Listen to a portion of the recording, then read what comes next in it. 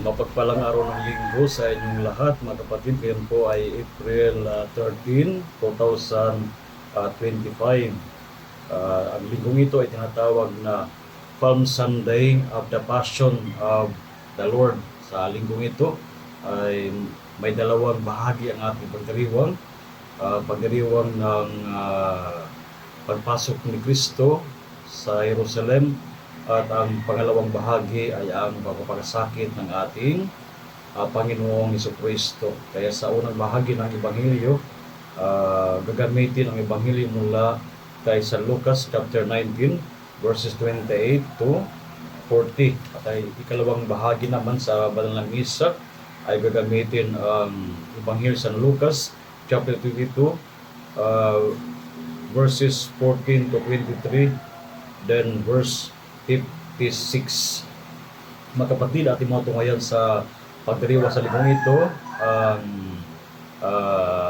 pagsigaw ng mga tao sa pagpasok ni Kristo sa Jerusalem, Hosanna, anak ni David, na nagpapahayag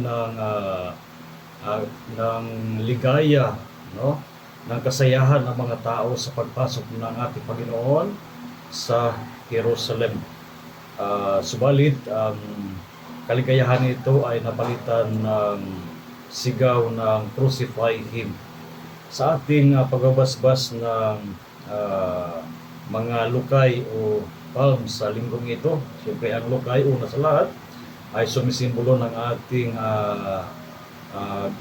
kagalakan ng ating pagtanggap sa ating Panginoong Jesucristo. Alam natin ang lukay na ito, sa pagpasok ng Kwaresma ay susunugin ito at magiging apo, at ang apo na ito ay ilalagay sa ating mga noo sa magitan ng salita na kasama repent and believe in the gospel. So, ibig sabihin na hindi lamang tayo ay magiging maligaya sa pag-welcome, sa pagtanggap ng ating Panginoon bilang ating tagapagligtas, kailangan rin tayo ay kaisa niya sa kanyang pagpapakasakit. O sa gayon, sa kanyang pagpapakasakit at pagkamatay, tayo ay kasabay niya sa kanyang muling pagkabuhay. Tayo ay maging kaisa niya sa kanyang muling pagkabuhay.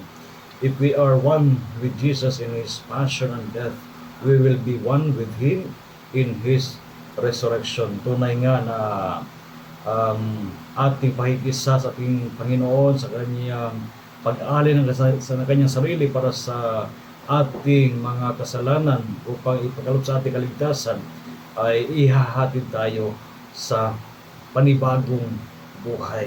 Tayo ipagkalooban ng Panginoon ng kaligtasan, bunga ng kanyang pag-alay ng kanyang buong buhay para sa atin. Kaya harinawa ang linggong ito ay maging makabuluhan, maging makahulugan para sa atin lahat na nakikisa sa pagdiriwang ng Palm Sunday o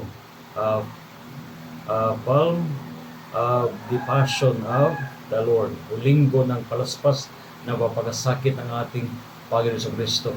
So again, blessed Sunday sa inyong lahat, at pagpalay ko ng Panginoon sa mga ito.